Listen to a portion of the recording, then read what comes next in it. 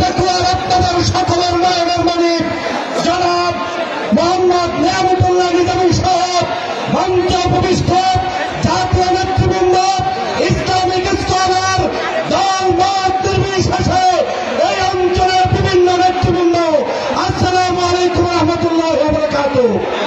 আজকের এই পেকুয়াবাসীকে ধন্যবাদ জানাতে চাই।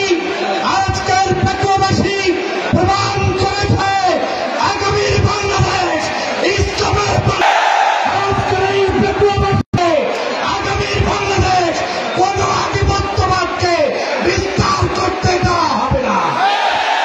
আগামীর বাংলাদেশ ঐক্যবদ্ধভাবে পরিবার ভিত্তিতে শহীদি তামান্না সাথে নিয়ে বাংলাদেশকে কারা কারা গড়ে তুলতে প্রস্তুত আছেন দাঁড়িয়ে উঠতে হবে।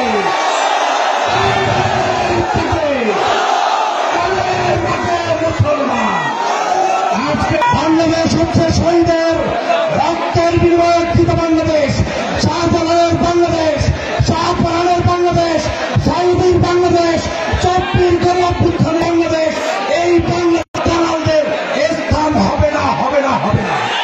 আসুন ঐক্যবদ্ধভাবে পেকুয়াবাসী যেভাবে জেগেছে আগামী দিনে বাংলাদেশের প্রত্যেকটি প্রান্তে ইসলামের পক্ষে, কলেমার পক্ষে সবাই দাঁড়িয়ে যাব। নারায়ে তাকবীর। আল্লাহ হাফেজ।